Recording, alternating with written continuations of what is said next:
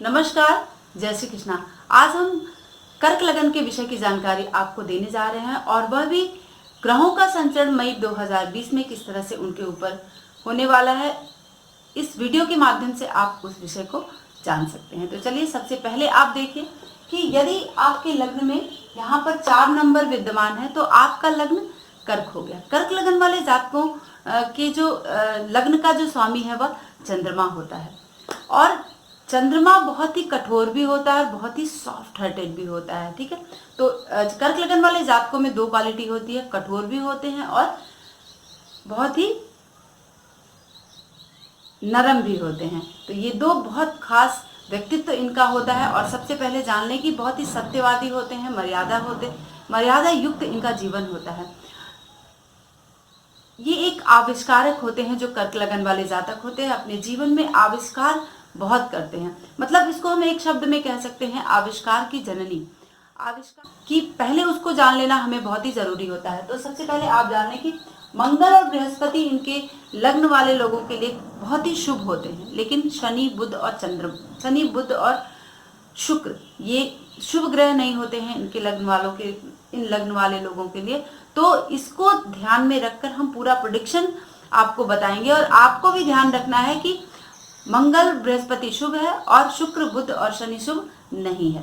तो अब इस तरह का वो हमें पूरे महीने प्रभाव देने वाला है। तो चलिए शुरू करते हैं और बताते हैं कि सबसे पहले हम लेंगे कि चंद्रमा आपके लग्न का स्वामी है और जब महीने की शुरुआत होगी तो वो आपको किस तरह का प्रभाव प्रदान करेगा। अब चंद्रमा आपके लग्न का स्वामी है और महीने की शुरुआत में 1 मई को चंद्रमा आपके लग्न में ही यानी कर्क राशि में ही संचरण करेगा। ठीक है, क्योंकि वह 27 से 28 डिग्री बीत चुका है। तो पिछले बीते महीने अप्रैल के महीने में वह कर्क राशि में था, लेकिन महीने की शुरुआत कर्क राशि से होगी, वह कर्क राशि में ही विद्यमान होगा और सबसे मजबूत आपका लग्न 1 मई को बनकर उभरेगा। 2 दिन आपके बहुत ही अच्छे से गुजरेंगे और आपके मन में अच्छे विचार आएंगे। ठीक है, क्योंकि जब हमारी शुरुआत होती है अच्छी होती है तो काफी पॉजिटिव पूरा मंथ हमारा जाता है। और हाँ, मदद जरूरी हो तो तुरंत मिलती है। अगर किसी की मदद आपको चाहिए तो वो तुरंत आपको मिलेगी। अब हम चलते हैं कि जब द्वितीय भाव में चंद्रमा संचरण करेगा यानी सिंह राशि में चंद्रमा संचरण करेगा तो भी आपके लिए ये जो मई का महीना है वह काफी 2 दिन यानी 2 और 3 तारीख को चंद्रमा सिंह राशि में संचरण करेगा तो आपको धन मिलेगा। और हाँ, क्योंकि चंद्रमा आपके लग्न का स्वामी है तो लग्नेश्वर द्वितीय धन भाव में जाएगा तो धन की प्राप्ति होगी और जो भी समाधान आपने सोचा है, जिस भी विषय के लिए सोचा है उसका समाधान आपको मिल जाएगा, लेकिन थोड़ा सा विलंब होगा और सोचा हुआ बहुत ज्यादा अगर आपने सोच लिया तो वो क्या है, नहीं मिल पाएगा। ठीक है, और एक नॉर्मल सा चंद्रमा यहाँ पर 2 दिन बीतने वाला है यानी 1, 2, 3 तारीख तक आपको चंद्रमा पॉजिटिव देगा। अब हम चलते हैं कि आपके द्वितीय भाव का जो स्वामी है सूर्य वह कहाँ पर संचरण करेगा इस मई के महीने में। चंद्रमा के विषय में मैंने थोड़ी जानकारी दी, आगे हम आपको बताएंगे, लेकिन सबसे पहले आप जान लें कि द्वितीय भाव का धन भाव का स्वामी 14 मई तक वह मेष राशि में उच्च का होकर 10वें भाव में संचरण करेगा बुध के साथ। उसके बाद वह 14 मई से सूर्य वृष राशि में संचरण करेगा। तो जब 10वें भाव में सूर्य संचरण करेगा तो किस तरह का प्रभाव आपको देगा, और वो भी उच्च स्थिति है 10वें भाव में सूर्य की और सूर्य शुभ है। तो अगर शुभ है तो आपको सबसे ज्यादा प्रसन्न होने की जरूरत है कि वह आपको सम्मान दिलाएगा। 14 तारीख तक आपको सम्मान, अगर इस तरह के योग बन रहे हैं आपके लाइफ में तो वो सम्मान आपको प्राप्त होगा, आपकी तरक्की हो जाएगी, धन भी प्राप्त होगा और अगर कोई काम पहले से रुका हुआ है तो उसमें आपको सफलता मिल जाएगी। अच्छी बुद्धि और जिसको हम कहते हैं कि पॉजिटिव सब कुछ सूर्य यहाँ पर आपको बुध के साथ बैठकर देने वाला है, क्योंकि बुध आपके तृतीय भाव का स्वामी और बुध शुभ नहीं है इस लग्न के लिए। तो सूर्य द्वितीय से और उच्च का होकर धन भाव का कर्म स्थान में बैठना आपको बहुत ही पॉजिटिव देगा। लेकिन हाँ, अगर कुछ नुकसान हो गया है तो उसके लिए आपको थोड़ी सी हानि उठानी पड़ सकती है व्यवसाय के क्षेत्र में। और पिता के लिए आपको थोड़ा सा सावधान रहना है, क्योंकि पिता से आपकी अनबन यहाँ पर हो सकती है। ये एक चीज आपको यहाँ पर निगेटिव मिल रही है, लेकिन फिर भी अच्छी बुद्धि का कमाल आपको 14 तारीख तक देखने के लिए यहाँ पर मिलेगा। अब हम चलते हैं कि वह जब एकादश भाव में शुक्र और बुध के साथ संचरण करेगा तो सूर्य जो है शुक्र के साथ कभी भी पॉजिटिव फल नहीं देता है। तो एकादश भाव में सूर्य बैठकर बहुत ही शुभ, जिसको हम विशेष फलदायक नहीं कहते, एकादश भाव में कोई भी ग्रह लग्न के अकॉर्डिंग जब हम संचरण को देखते हैं तो बहुत शुभता यहाँ पर सिर्फ शनि और बृहस्पति के विषय की जानकारी यहाँ पर ज्यादा शुभ होती है और सूर्य को लेकर ज्यादा शुभ नहीं होती है। लेकिन आपको सूर्य के विषय में भी लाभ की स्थिति आपको यहाँ पर बना रहा है, क्योंकि एकादश भाव में जब भी संचरण करेगा तो आपको लाभ प्रदान करेगा। तो जो दशम भाव का फल आपको मिल रहा था उसको और ज्यादा बल आपको यहाँ पर देगा। लेकिन आपको महिलाओं से सावधान रहना होगा और आप अपने वरिष्ठ अधिकारी से सावधान रहें। अब बुध किस तरह से आपको फल यहाँ पर प्रदान करेगा, आप देखिए यहाँ पर कि बुध आपके तृतीय भाव का स्वामी है और आपके द्वादश भाव का स्वामी है। और बुध इस लग्न और इस राशि के लिए शुभ नहीं माना जाता है। बुध आपके दशम भाव में संचरण करेगा और आप देखिए कि 9 मई तक बुध यहाँ पर संचरण करेगा सूर्य के साथ। 9 मई के बाद वृष राशि में संचरण करेगा, सूर्य बुध और शुक्र एक साथ करेंगे और 13 मई को बुध का उदय होगा। तो बुध अभी अस्त है। तो सबसे ज्यादा ध्यान देने के लिए क्या है कि आपको अगर कोई लेखा जोखा का काम कर रहे हैं, जोड़ घटाने में कहीं आपसे गलती हो सकती है और उसको लेकर आपको आपके अधिकारी से अनबन हो सकती है और नए लोगों से आपका परिचय बढ़ेगा, ठीक है। लेकिन आप अपने लेखन को अच्छा करिए, सुधारिए, तब जाके यहाँ पर बुध आपको पॉजिटिव रिजल्ट देगा। और हाँ, हो सकता है कि आपको आपके अधिकारियों से डांट मिल जाए।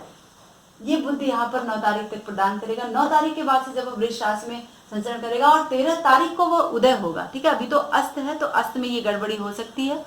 9 तारीख तक, 13 तारीख से जब वह उदय हो जाएगा और एकादश भाव में आपको शुभता प्रदान करेगा और लाभ प्रदान करेगा। तो सूर्य बुध यहाँ पर एकादश भाव में आपको लाभ प्रदान करेंगे मई 2020 में। अब हम चलते हैं कि शुक्र के आपको प्रदान करेगा। शुक्र आपके चतुर्थ भाव का स्वामी है और आपके एकादश भाव का स्वामी है और एकादश भाव में ही पूरे महीने में संचरण करेगा। 1 अगस्त शुक्र मिथुन में जाएगा, लेकिन 1 अगस्त तक शुक्र यहीं पर सूर्य बुध के साथ मई के महीने में संचरण करेगा और 31 तारीख को शुक्र यहाँ पर अस्त हो रहा है। तो एकादश भाव में शुक्र जब संचरण करेगा तो आपको बहुत विशेष फल, जिसको हम कहते हैं, क्योंकि शुक्र बाधक है आपके जन्म पत्री के लिए और एकादश में ही बैठा है। तो यहाँ पर थोड़ा सा आपको, जब भी एकादश में बैठता है सूर्य, तो आपको धन से रिलेटेड चीजें आपको थोड़ा सा बाधा डालेगा और आपको पहले बाधा डालेगा और फिर जाके प्रॉपर धन की प्राप्ति आपको प्राप्त होगी। तो शुक्र पॉजिटिव है, एकादश में बैठा है, लेकिन लग्न वाइज जब हम देखते हैं तो कोई विशेष फल सूर्य बुध और शुक्र का यहाँ प्राप्त नहीं होता है। सिर्फ और सिर्फ शनि और बृहस्पति लग्न में, एकादश भाव में और दशम भाव में आपको प्रभाव देते हैं। अब मंगल की स्थिति क्या है इस लग्न के लिए, तो मंगल बहुत ही शुभ होता है क्योंकि योग कारक होता है। मंगल आपके पंचम भाव का स्वामी और आपके दशम भाव का स्वामी होकर सप्तम भाव में विद्यमान है, यानी दशम से दशम सप्तम भाव है आपका, तो ये भी कार्य क्षेत्र का भाव है। तो यदि और शनि और गुरु के साथ यहाँ पर ट्रांजिट करेगा 4 मई तक। 4 मई तक अगर कोई अदालती निर्णय आपका चल रहा है तो उसमें आपको फेवर मिल जाएगा, यानी आपकी जीत होगी और इच्छा अनुकूल आपका सारा कार्य यहाँ पर 4 मई तक फटाफट बनता चला जाएगा। शेयर, सट्टा, लॉटरी, इन सब में आप हाथ आजमा सकते हैं क्योंकि मंगल इस लग्न के लिए बहुत ही शुभ होता है। तो ये बहुत ही अच्छी है। और लेकिन जब आप वरिष्ठों से संघर्ष करके ही आपकी प्रगति होगी। आपको अपने जो वरिष्ठ अधिकारी हैं उनसे थोड़ा सा करना पड़ेगा, इसलिए क्योंकि बुध यहाँ पर आपको गड़बड़ी करवाएगा, ठीक है। तो 9 तारीख तक बुध यहाँ पर कुछ गड़बड़ सड़बड़ करवाएगा, लेखनी में, लेखा जोखे में कुछ गड़बड़ आपका हो सकता है जोड़ घटाने में, तो उनसे आपको अनबन हो सकती है। उस संघर्ष के बाद आपको यहाँ पर मंगल 4 मई तक सफलता प्रदान करेगा, लेकिन 4 मई के बाद जब वो ट्रांजिट करेगा कुंभ राशि में और अष्टम भाव में जाएगा, तब यहाँ पर आपको आपके स्वास्थ्य से रिलेटेड प्रॉब्लम दे सकता है मंगल। क्यों? क्योंकि ये पंचम भाव का स्वामी और विद्यार्थी वर्ग के लिए 4 तारीख तक बहुत ही अच्छा है। शिक्षा के क्षेत्र में उन्नति होगी, वह पूरी अपनी एफर्ट लगाएंगे पढ़ाई में और सफलता मिलने के चांसेस हैं। लेकिन जब 4 मई के बाद से मंगल यहाँ पर आ जाएगा तो मंगल की स्थिति आप देखिए कि कुंभ राशि में जब मंगल, वो भी अष्टम भाव में जब आपका कर्मेश आएगा तो वह अष्टम भाव जैसे ही प्रभाव देगा, रुकावटें पैदा करेगा और स्वास्थ्य से रिलेटेड आपको प्रॉब्लम दे सकता है, ठीक है। और मिजल्स की प्रॉब्लम हो सकते हैं, मलेरिया, टाइफाइड, खसरा, ऐसे रोग आपको यहाँ पर परिलक्षित हो सकते हैं। तो इसके लिए आपको थोड़ा सा अलर्ट रहना होगा 4 मई के बाद से, क्योंकि पूरे मंगल वहीं पे रहने वाला है। धन की प्राप्ति आपको होगी, लेकिन खर्चा भी बहुत ज्यादा आपका यहाँ पर होने वाला है। हो सकता है कि आपको आपकी जॉब से छुट्टी लेकर बैठना पड़ जाए, इस तरह की स्थिति आपकी यहाँ पर मंगल बना सकता है अष्टम भाव में। पद और प्रतिष्ठा या फिर कोई कोइंसिडेंस इस तरह का हो जिससे आपको बहुत ऊंचाई से नीचे गिरने की संभावना यहाँ पर मंगल बना रहा है अष्टम भाव में, और इसका डर आपको अंदर ही अंदर बना रहेगा। तो यहाँ पर मंगल को लेकर बहुत सावधान रहने की जरूरत है। 4 मई के बाद आप मंगल के मंत्र का जाप जरूर करें और वैदिक मंत्र का जाप जरूर करें, तब जाके मंगल आपको पॉजिटिव देगा। और शिव आराधना आप यहाँ पर कर सकते हैं, तब आपका ये जो पूरा इफेक्ट है मंगल का वो सब कुछ आपको पॉजिटिव। अब चलते हैं कि बृहस्पति किस तरह का फल आपको प्रदान करेगा। बृहस्पति आपके 6ठे भाव का स्वामी और आपका भाग्येश भी है।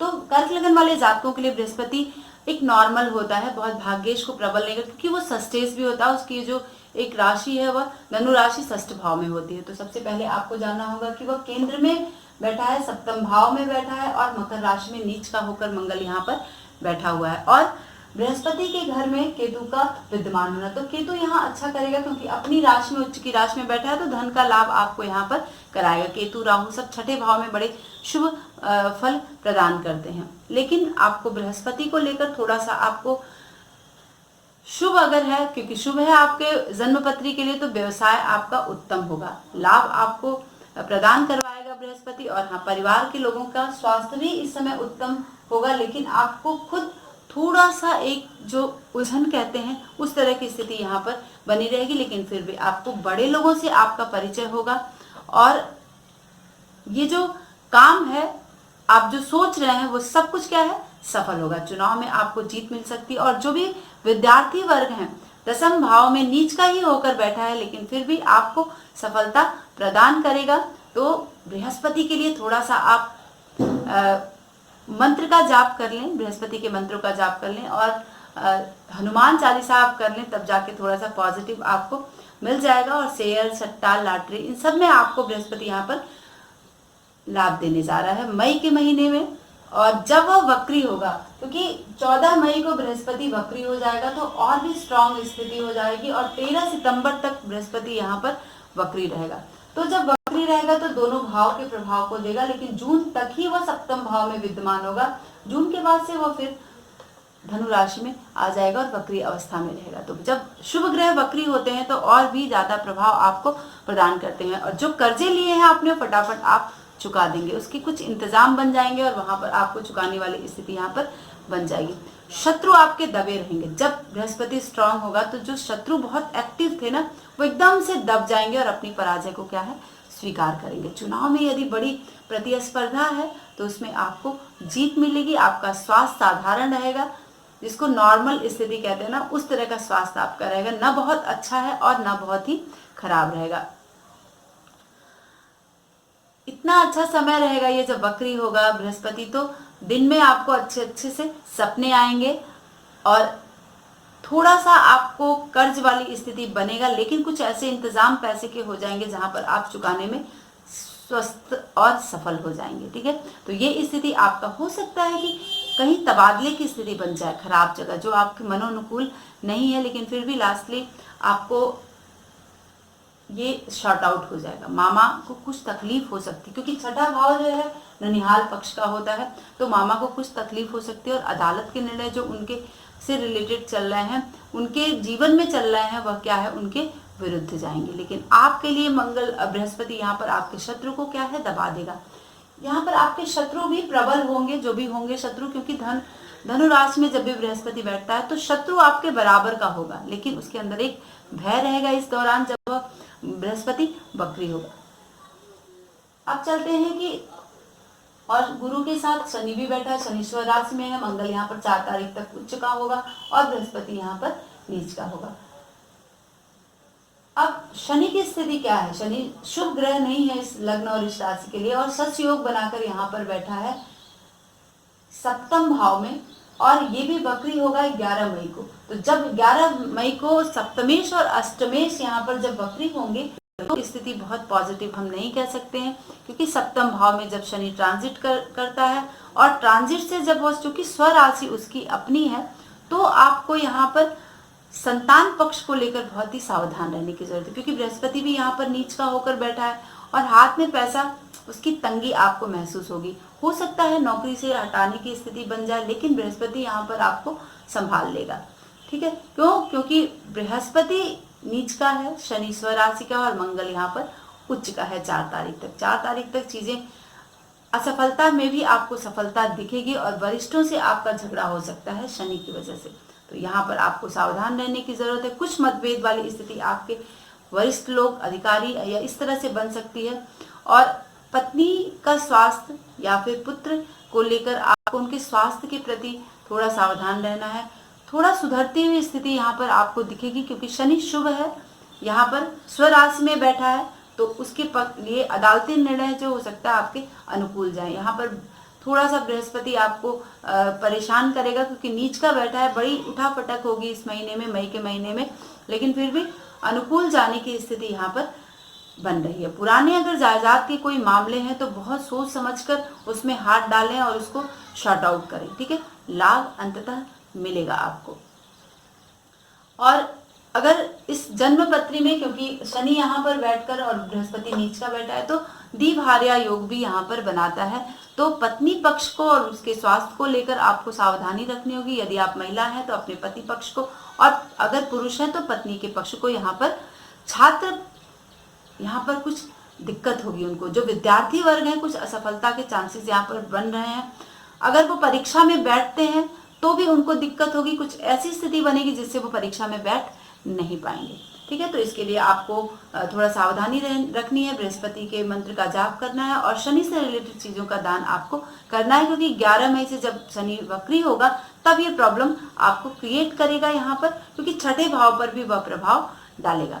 अब छठे भाव पर शनि जब प्रभाव डालेगा तो आपको थोड़ा सा कुछ ब्लड से रिलेटेड प्रॉब्लम यहाँ पर देगा, और सावधानी से गाड़ी चलाएं और इस समय बहुत सावधान रहने की जरूरत है। असफलता के चांसेस पूरे बनेंगे जब वह वक्री होगा 11 तारीख से। और अगर आपके जन्म पत्री में कारावास योग बन रहा है, जेल योग है, अदालती मामलों से कुछ दिक्कत चल रही है, तो ये पक्ष में आपके नहीं जाएगा जब शनि वक्री होगा। तरक्की तो मिलती है आपको, बार बार मिलेगी, लेकिन बार बार तबादले के भी योग बनेंगे मई 2020 में। आपके निवास स्थान का परिवर्तन कर सकता है जब शनि वक्री होगा। ठीक है, तो अब ये शनि लंबे समय तक रहता है और 29 सितंबर तक यहाँ पर वक्री रहेगा, तो 29 सितंबर तक इस तरह के चांसेस आपको बनाएगा। ये मई का फलादेश है, लेकिन वक्री वो काफी लॉन्ग समय तक रहेगा और बृहस्पति भी वक्री काफी लंबे समय तक होगा। लेकिन जब उच्च डिग्री में आएगा शनि, तभी आपको उस तरह के प्रभाव प्रदान करेगा। तो यहाँ पर इन सब चीजों के लिए शनि के मंत्र का जाप आप जरूर करें। शनि इस लग्न और इस राशि के लिए शुभ नहीं होता है, और वो भी वक्री होगा जब, तो थोड़ा सा बहुत स्ट्रांग स्थिति में हो जाएगा है। वक्री होगा तो वह आपको छठे भाव का भी प्रभाव प्रदान करेगा। जब भी ग्रह वक्री होते हैं तो 2 भाव के प्रभाव को प्रदान करते हैं। तो ये रहा हमारे पूरे कर्क लगन वाले जातकों के लिए। राहु आपके द्वादश भाव में होगा। ठीक है, जब भी राहु द्वादश भाव में होता है तो आपको यहाँ पर अपने रिलेशनशिप को लेकर थोड़ा ध्यान देने की जरूरत है। अगर कोई विवाहित संबंध है, अगर आपके मैरिज में कोई प्रॉब्लम आ रही है, तो आपको बहुत सावधान रहना है, अपनी पत्नी या पति के प्रति विश्वास पैदा करना है, तब जाकर आपका जीवन, ये मई का महीना बहुत ही पॉजिटिव गुजरने वाला है। वैसे सितंबर तक, और राहु हमेशा, राहु केतु वक्री होते हैं तो ये प्रभाव आपको प्रदान करेंगे। इस महीने में आपको बृहस्पति के लिए आपको थोड़ा सा बृहस्पति के मंत्रों का जाप करना होगा, और हमेशा अपने बॉडी में रेड कलर और येलो कलर पूरे मई के महीने तक पहने, वैसे सितंबर तक पहने, तो ही ज्यादा अच्छा आपको प्रभाव मिलेगा। और शनि के मंत्र का जाप करें, शनि की चीजों का दान करें, तो ये पूरा महीना मई का आपको बहुत, जो भी आपने सोचा है उसको पॉजिटिविटी प्रदान करेगा। और जो परीक्षा में, जो भी परीक्षा से रिलेटेड जो छात्र हैं, जो देना चाह रहे हैं मई के महीने में, उनको कुछ बाधाएं आएंगी, ऐसी बाधाएं आएंगी जिससे वो परीक्षा में नहीं बैठ पाएंगे। तो आपको हनुमान चालीसा जरूर करना है, तब जाके आपको परीक्षा में सफलता मिलने के पूरे चांसेस हैं। वैसे तो लॉकडाउन चल रहा है, परीक्षा की स्थिति ऑनलाइन ही होगी, जैसी भी होगी, लेकिन आपको यहाँ पर बहुत अपनी शिक्षा को लेकर सावधान रहना है। तो मित्रों चलते हैं और मिलते हैं नेक्स्ट वीडियो में आप सभी से। नमस्कार। अगर हमारा विषय पसंद आता है तो प्लीज कमेंट